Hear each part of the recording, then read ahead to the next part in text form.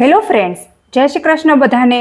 તો સાંજ પડે ને એટલે બધાને ડબ્બા ખોલવાની આદત હોય છે અને નાસ્તો કરવાની આદત હોય છે। તો તમને કદાચ એવું થાય કે કંઈક ચટપટું, ક્રિસ્પી અને ટેસ્ટી ખાવું છે, તો ફક્ત એક કાચું બટેટું અને 1 કપ સૂજીમાંથી આટલો ક્રિસ્પી અને શાનદાર નાસ્તો તમે બનાવી શકો છો।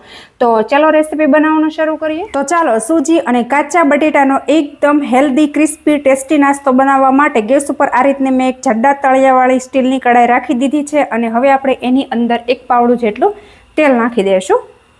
તેલ ગરમ થાય ને એટલે આપણે 1 ટીસ્પૂન ડ્રાય નાખી દેશું, 1 ટીસ્પૂન જીરું નાખી દેશું અને અહીંયા આપણે 1 ટીસ્પૂન જેટલા સફેદ તલ લીધેલા છે। આનાથી એકદમ સરસ એવો ટેસ્ટ આવશે।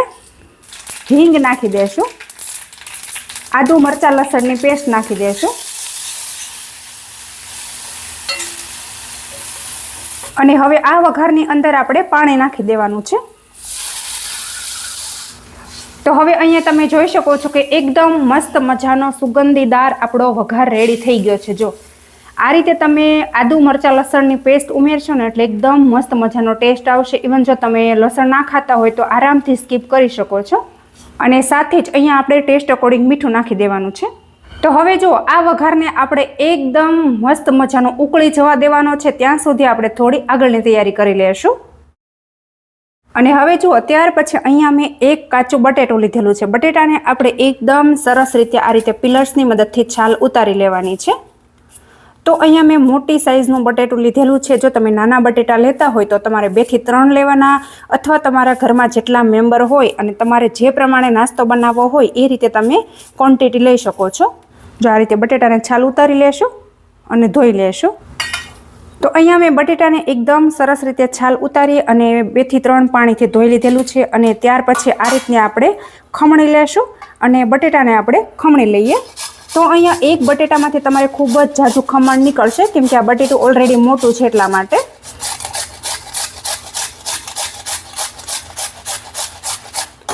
તો અહીંયા તમે જોઈ શકો છો કે કંઈક આ રીતનું ખમણ અત્યારે જો થયું છે। જો તો હવે આપણે આખા બટેટાને ખમણી લેવાનું છે અને બટેટાના લચ્છાને આપણે 2 થી 3 પાણીથી ધોઈ લેશું, જેથી કરીને બટેટાનું ખમણ છે એકદમ સરસ એવું ચોખ્ખું થઈ જાય, બધો સ્ટાર્ચ નીકળી જાય અને દૂધ જેવું લાગશે।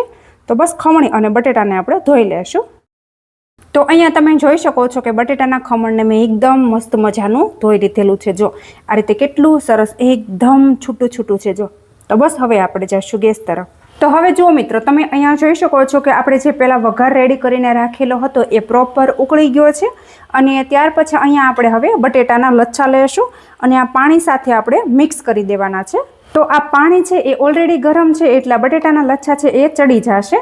તો તમને કદાચ એવું થશે કે આટલી બધી મહેનત કરવાની શું જરૂર છે, ડાયરેક્ટ બટેટા બાફીને ના કરી શકાય? પણ ના, આ રીતના તમે એક વખત લચ્છા કરીને આ નાસ્તો બનાવશો ને તો એકદમ ટેસ્ટી અને ક્રિસ્પી એવો બનીને તૈયાર થશે।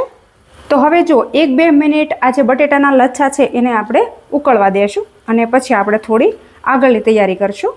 તો હવે અહીંયા તમે જોઈ શકો છો કે આ રીતે બટેટા એડ કર્યા પછી આ એકદમ સરસ મજાનું ઉકળી ગયું છે અને જે બટેટાના લચ્છા હતા એ પણ એમ કે ટ્રાન્સપરન્ટ થઈ ગયા છે। અને હવે ત્યાર પછી શું કરવાનું છે કે અહીંયા મેં સૂજી લીધેલો હતો। તો સૂજી કઈ રીતે લેવાનો છે કે આગળ જે આપણે પાણીનું માપ છે ને એ સેટ કરેલું હતું, તો મેં આ 3 કપ ભરીને પાણી આની અંદર એડ કરેલું હતું, એ હું તમને મેઝરમેન્ટથી બતાવતા રહી ગયું છે।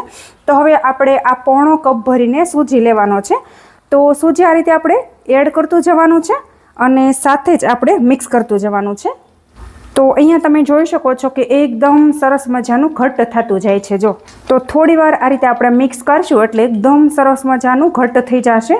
અને હા, સાથે જ અહીંયા આને આપણે 3 થી 4 મિનિટ કન્ટિન્યુઅસલી આ રીતે સતત ચલાવતા રહેશું અને ઘટ્ટ કરી લેશું, જેથી કરીને સૂજી છે એ પણ પ્રોપર પાકી જાય। તો આ રીતે આપણને હલાવતા ના ફાવે તો ગેસની ફ્લેમ આપણે સ્લો કરી દેવાની છે। સ્લો ફ્લેમ પર થોડી વાર આને આપણે આ રીતે સતત ચલાવતા રહેશું। જો નીચે ના ચોંટી જાય એનું આપણે ખાસ ધ્યાન રાખીશું।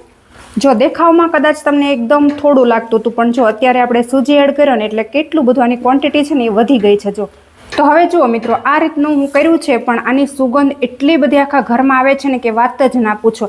એમ નામ આ રીતનું ખીચા જેવું કાચે કાચું ખાવાનું મન થઈ જાય ને એટલું બધું ટેસ્ટી આ સુગંધ આવે છે।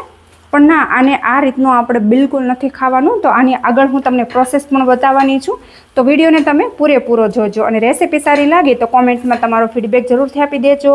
અને સાથે જ કે તમે મારો વિડીયો ક્યાંથી અને કયા શહેરમાંથી જુઓ છો ને એ પણ ખાસ કરીને કોમેન્ટમાં લખવાનું બિલકુલ નહીં ભૂલતા મિત્રો. અને હા, આ નાસ્તો એટલો બધો ઇઝી છે કે જે જોબ કરે છે, બિગનર છે, એ પણ આરામથી બનાવી શકે છે. અને એક દિવસ બનાવી અને તમે 2 થી 3 દિવસ સુધી સ્ટોર કરીને પણ રાખી શકો છો. અને જે વડીલ વર્ગ છે એ પણ આસાનીથી ચાવી શકે એવો ટેસ્ટી આ નાસ્તો બનીને તૈયાર થવાનો છે. જો હવે નીચે ચોંટવા લાગ્યું છે એટલે હવે આપણે ગેસની ફ્લેમ બંધ કરી દઈશું અને આને આપણે એકદમ સરસ મજાનું ઠંડુ કરી લેવાનું છે. તો બસ આને આપણે ઠંડુ કરી લઈશું. તો હવે અહીંયા તમે જોઈ શકો છો કે આ જે લોટ હતો એને મેં આ રીતે પ્લેટની અંદર કાઢી લીધેલો હતો અને આ રીતે મેં એકદમ મસ્ત મજાનો એને ઠંડો કરી લીધેલો છે. તો બસ હવે એને આ રીતે આપણે ભેગો કરી દઈશું. તો તેલ મેં આની અંદર પહેલેથી જ થોડુંક નાખી દીધેલું હતું જેથી એકદમ મસ્ત મજાનો આ જો આ રીતે સ્મૂથ થઈ જાય. અને હવે આપણે આને થોડો હાથની મદદથી મસળી લેવાનો છે જેથી કરીને એની અંદર કોઈ પણ લમ્સ કે ગાંઠો ના રહે. અને હવે આપણે શું કરવાનું છે તો કે આ રીતે આપણે થોડો મસળી અને હાથને આપણે થોડો તેલવાળો કરી દઈશું. તો આ રીતે આપણે હથેળીને થોડી તેલવાળી કરી દઈશું અને આ રીતે આપણે થોડા થોડા લુવા લેવાના છે. તો અહીંયા તમે આ લોટમાંથી આ નાસ્તાને ગમે તે શેપ આપી શકો છો. તો અત્યારે હું તમને કઈ રીતનો શેપ આપું એ બતાવું છું. તો સૌથી પહેલાં આ રીતે આપણે હથેળીમાં લેશું અને આ રીતના આપણે બોલ બનાવીશું. અને ત્યાર પછી આ રીતે આપણે થોડું પ્રેસ કરી દઈશું અને પછી આપણે આંગળીની મદદથી આ રીતે વચ્ચે આપણે હોલ કરી દેવાનો છે.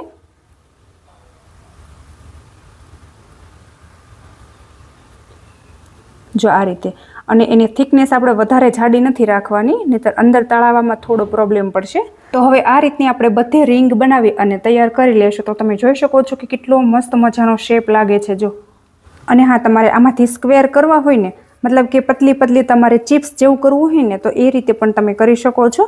પણ આમાં જરા પણ વાર નથી લાગતી અને લુક વાઇઝ પણ એકદમ યુનિક લાગે છે. તો હવે જુઓ મિત્રો, તમે અહીંયા જોઈ શકો છો કે જે આપણો લોટ હતો એમાંથી આ રીતની મેં રિંગ બનાવી અને તૈયાર કરી લીધેલી છે. તો તમે જોશો કે કેટલી મસ્ત મજાની રેડી થઈ છે. તો બસ હવે આ રિંગને આપણે સાઈડમાં કરી દઈશું અને આપણે હવે જઈશું ગેસ તરફ. અને હવે જુઓ, અહીંયા મેં ગેસ ઉપર તેલ પહેલેથી જ ગરમ થવા માટે રાખી દીધું છે અને એકદમ સરસ મજાનું ગરમ થઈ ગયું છે. અને ત્યાર પછી અહીંયા આપણે કાચું બટેટું અને સૂજીની આ રિંગ લેશું અને તેલમાં આપણે ઉમેરી દઈશું. તો તેલનું ટેમ્પરેચર તમે જોઈ શકો છો કે કઈ રીતનું રાખેલું છે મેં. હા, થોડું આઘા પાછું થઈ જશે તો તમારી રિંગ છે એ છૂટી પડી જશે, એટલા માટે આપણે ખાસ ધ્યાન રાખીશું. તો એક બેચમાં જેટલી રિંગ સમાય એટલી આપણે ઉમેરવાની છે. તો હવે આ રીતે આપણે થોડી વાર માટે સેટ થવા દેશું અને પછી આપણે આને હલાવવાની છે. અત્યારે એ નીચે ચોંટી ગઈ હશે, થોડી નીચે કૂક થઈ જશે પછી એ આરામથી ઉખડી જશે. તો હવે અહીંયા તમે જોઈ શકો છો કે લગભગ 2 થી 3 મિનિટ જેવો ટાઈમ થઈ ગયો અને આપણે જ્યાં રિંગ એડ કરી હતી એ આ રીતની બ્રાઉન કલરની થઈ ગઈ છે. જો તમે જોઈ શકો છો, જો આ રીતે આપણે થોડું આઘું આઘું નહીં નાખીએ ને તો એકબીજા સાથે ચોંટી જશે. એકદમ મસ્ત મજાની રિંગ તૈયાર થઈ ગઈ છે. તો બસ આ રીતની બ્રાઉન કલરની થાય ને પછી આપણે એને બહાર કાઢી લેવાની છે. તો આને તળાતા લગભગ 5 મિનિટ જેવો ટાઈમ લાગે છે. મીડિયમ ટુ હાઈ ફ્લેમ ઉપર આને તળવાની છે. કાઢી લેશું અને બાકીની બચેલી જે રિંગ છે એને પણ આપણે ઉમેરી દેશું. તો અહીંયા તમે જોઈ શકો છો કે એકદમ મસ્ત મજાનો ટેસ્ટી કાચું બટેટું અને સૂજીનો નાસ્તો બની અને તૈયાર થઈ ગયો છે. તો આ જે ચટણી છે એ કાલના વિડીયોમાં મેં જે રેસીપી બનાવી હતી એની સાથે બનાવેલી આ ચટણી છે. ખૂબ જ ટેસ્ટી એવી લાગે છે. જો આ ચટણી ખૂબ જ સરસ એવી લાગે છે. જો કેટલો બધો સોફ્ટ અને જે વડીલ વર્ગ હશે ને એ પણ આરામથી ચાવી શકે છે. એટલો બધો ટેસ્ટી આ નાસ્તો બનીને તૈયાર થયો છે મિત્રો. તો મિત્રો, આ રેસીપી તમને કેવી લાગી છે એ કોમેન્ટમાં તમારો ફીડબેક જરૂરથી આપી દેજો. અને તમે મારો વિડીયો ક્યાંથી અને કયા શહેરમાંથી જુઓ છો એ પણ સાથે કોમેન્ટમાં લખવાનું બિલકુલ નહીં ભૂલતા. અને હજુ સુધી ચેનલ ઉપર નવા હોય તો ચેનલને સબસ્ક્રાઈબ કરી લેજો. Thank you.